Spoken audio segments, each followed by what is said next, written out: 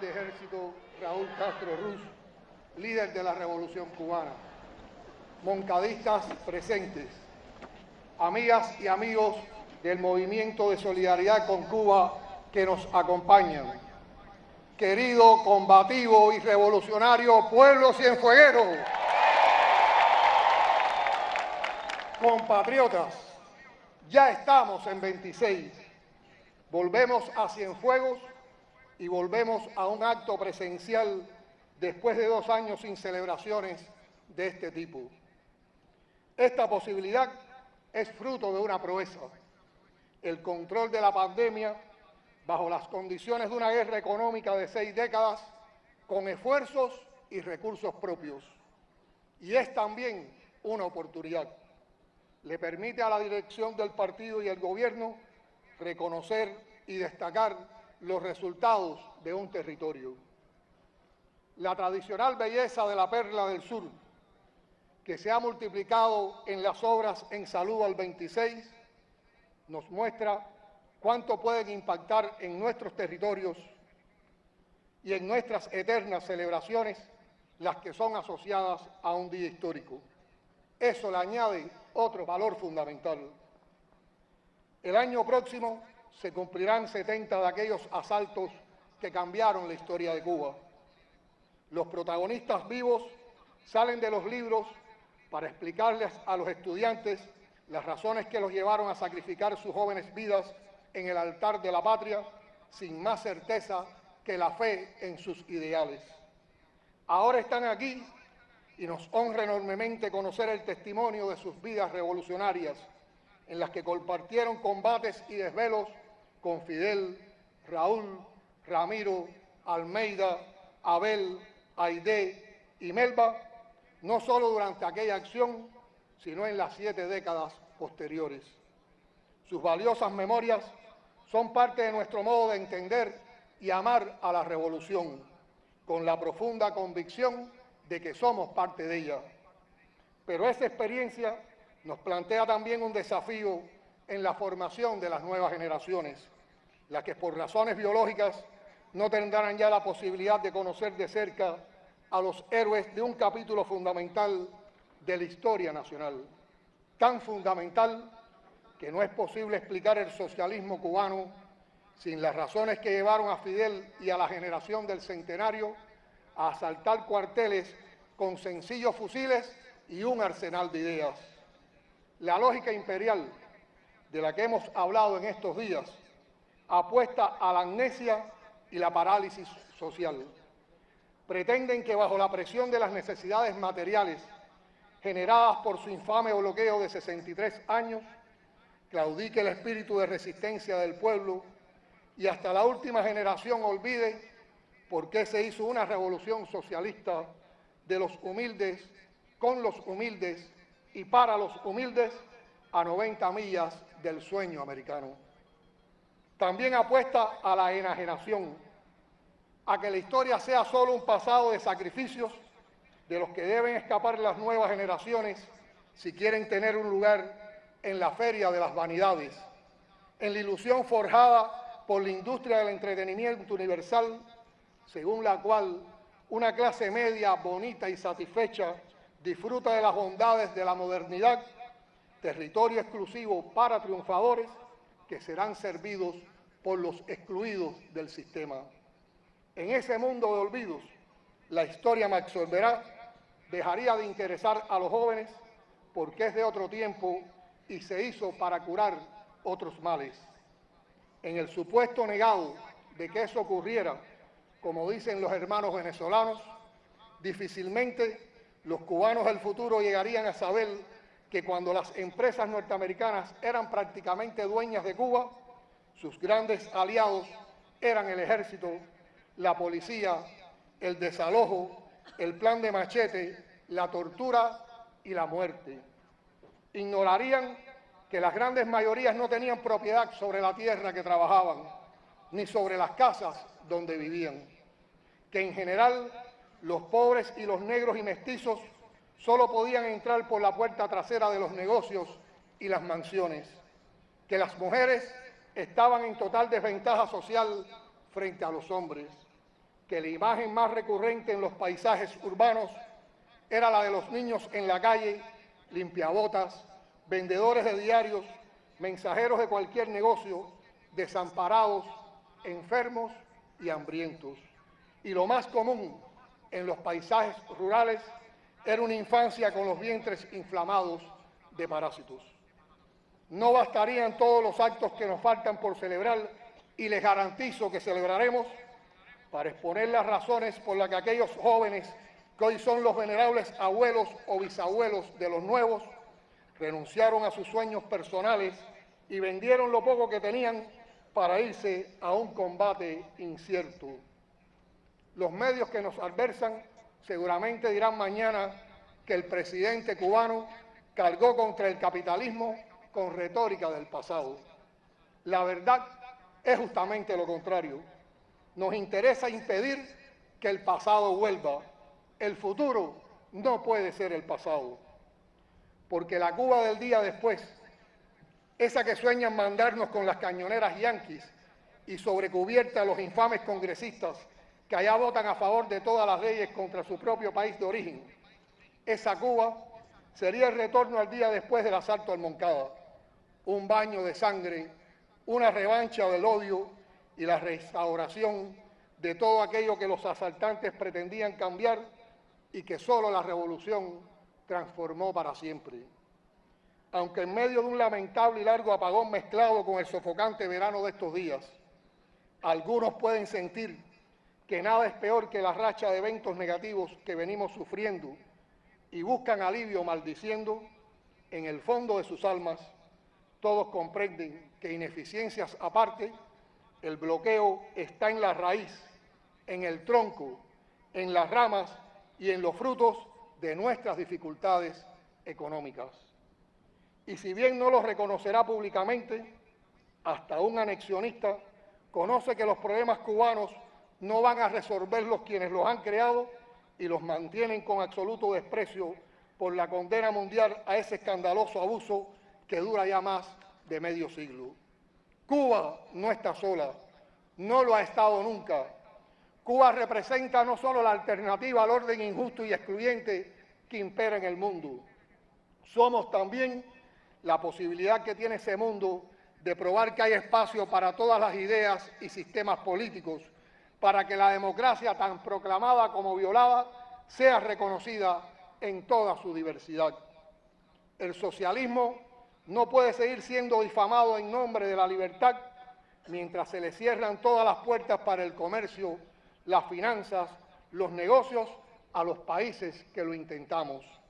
El bloqueo económico, financiero y comercial, la rabiosa persecución en que se ha convertido esa política de un imperio poderoso contra una pequeña nación, es ahora mismo la mejor prueba de que sí funciona el socialismo, porque aún bajo el fuego que significa estar bloqueados, hemos levantado una obra de justicia social que nos coloca al nivel de los países más avanzados en indicadores clave del desarrollo humano, como la mortalidad infantil, la esperanza de vida al nacer, el acceso a la salud, la educación, la cultura o el deporte y los niveles de seguridad y protección ciudadanas. En medio de las profundas y sostenidas escaseces de tantos años, bajo las asfixiantes presiones de una economía de guerra, porque eso es una economía bajo bloqueo, no hemos renunciado jamás a la aspiración socialista de beneficiar a todos, ofreciéndoles múltiples posibilidades de realización humana. Creemos sobre todo en la felicidad como resultado de la realización personal y colectiva, a partir de las posibilidades reales de cada individuo de acceder al conocimiento y participar activamente en la sociedad en la que vive. Algo hemos logrado en ese empeño. Se advierten las señales que distinguen al emigrante cubano de las decenas de miles de sus iguales del resto del mundo. La mayoría de los nuestros tienen estudios por los cuales sus familiares no tuvieron que pagar, incluso estudios especializados de altísimo nivel que en otros países endeudan al graduado para toda la vida. En general, los distingue el conocimiento y la calidad de su formación profesional, tanto como el diferente trato que reciben por razones políticas. Aunque prácticamente nadie hable ya de la ley de ajuste cubano, ese tratamiento diferenciado a nuestros nacionales para que alimenten el discurso antisocialista, declarando una persecución inexistente, es parte del objetivo central de la guerra contra la revolución cubana: aplastar la alternativa, demonizar el socialismo, evitar que otros pueblos se inspiren en esta experiencia. No hay otra explicación para el sostenimiento del bloqueo contra Cuba tan incompatible con los discursos de libertad, democracia y derechos humanos que tanto le gusta dictar a los políticos norteamericanos. Toda la retórica contra el socialismo cubano choca y se niega a sí misma frente a esa innegable verdad. Nuestra conclusión es que el bloqueo se mantiene porque sin él este país sería un modelo de sociedad humana demasiado subversivo para el orden mundial. Y quienes opinen lo contrario desde la acera de enfrente, desde los que imponen y sostienen el bloqueo, contra toda lógica civilizada y humanista, que lo levanten total e incondicionalmente ya. Quítennos el pretexto.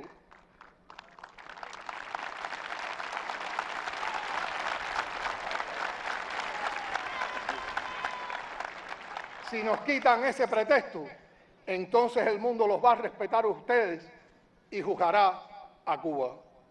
Compatriotas, en el tiempo transcurrido desde la última celebración del 26 de julio, aprobamos una nueva Constitución y normas jurídicas que colocan al país a la vanguardia en la garantía de los derechos para todos, como acaba de verificarse en las más recientes sesiones de la Asamblea Nacional al aprobar el monumental Código de las Familias.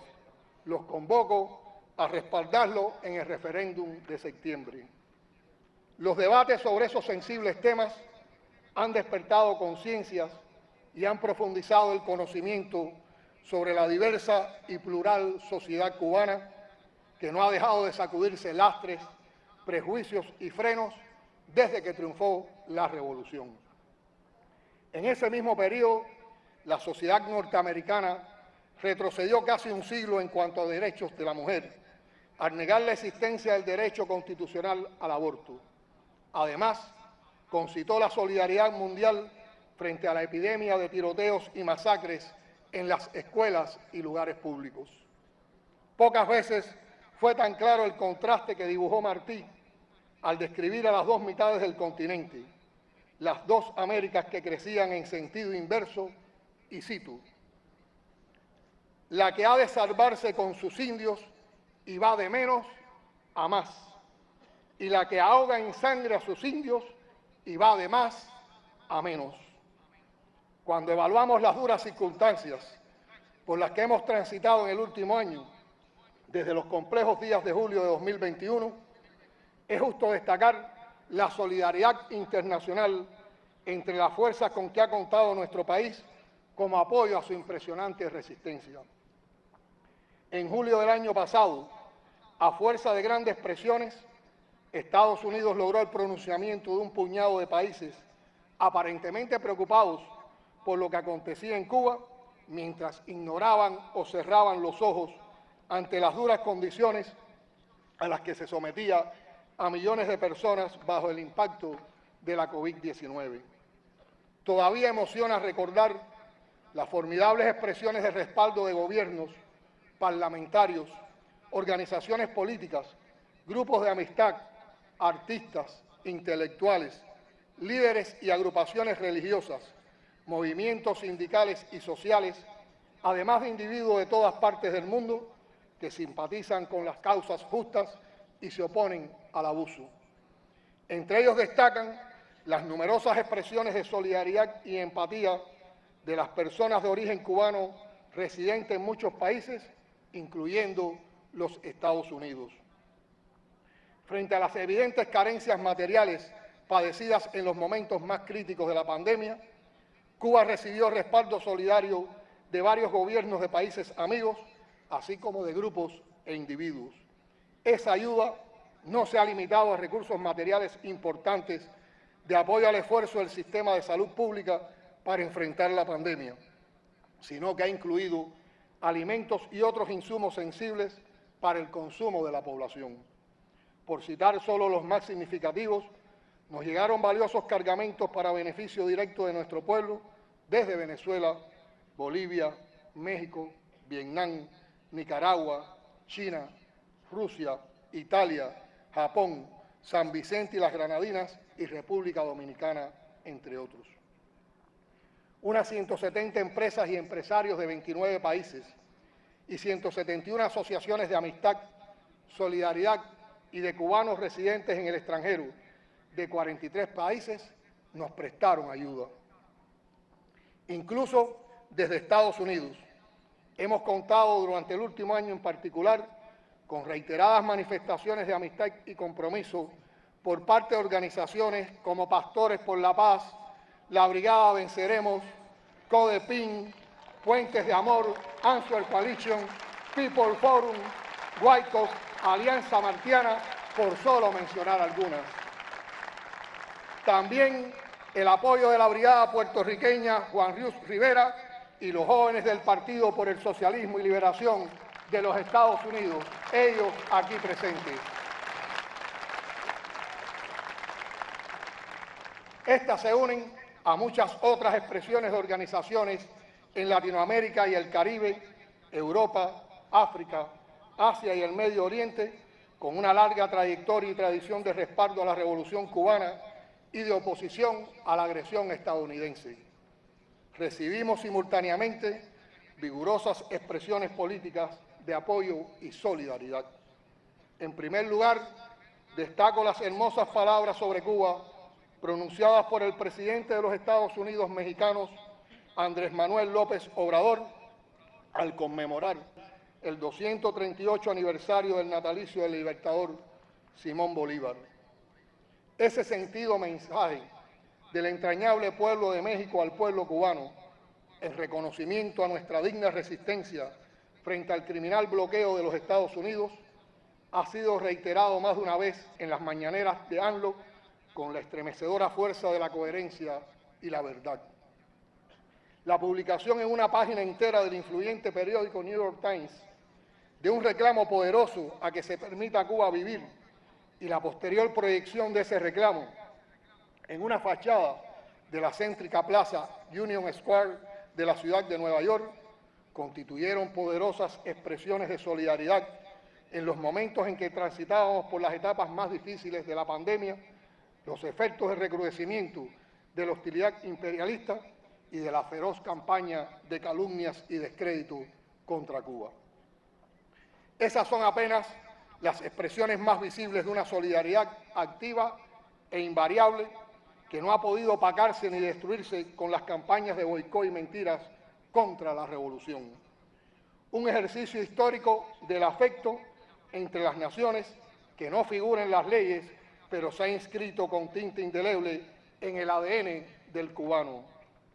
La solidaridad y el internacionalismo guían la política exterior de Cuba desde el triunfo revolucionario de 1959. A lo largo de los años hemos sabido compartir y abrazar las causas justas de otros pueblos, casi siempre sobre la base del sacrificio compartido. Desde muy temprano hemos considerado que tenemos una deuda de gratitud con la solidaridad internacional.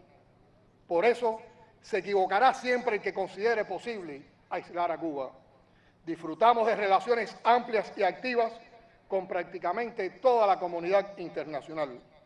Cada año, los Estados miembros de las Naciones Unidas votan de manera casi unánime en rechazo del bloqueo económico de los Estados Unidos y nuestro país cuenta con reconocimiento, prestigio y autoridad por su aporte a la cooperación internacional y su activa y constructiva participación en los foros internacionales. Compatriotas, en las recién concluidas sesiones de la Asamblea Nacional se anunciaron medidas que buscan movilizar en el menor tiempo posible abastecimientos y recursos financieros de los que hoy carecemos. En las próximas semanas se informarán los detalles de su implementación.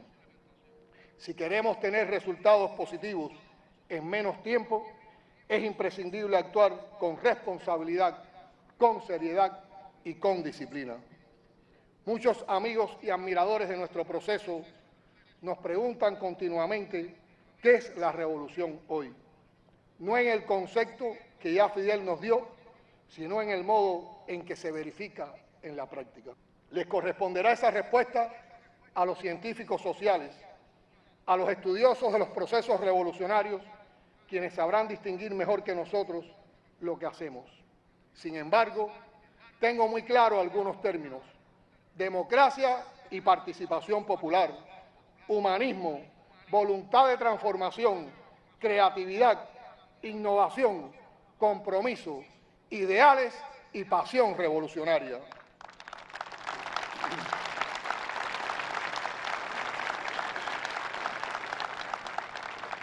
Podemos agregar otras experiencias que nos aporta desarrollar la dirección del país en contacto directo con el pueblo.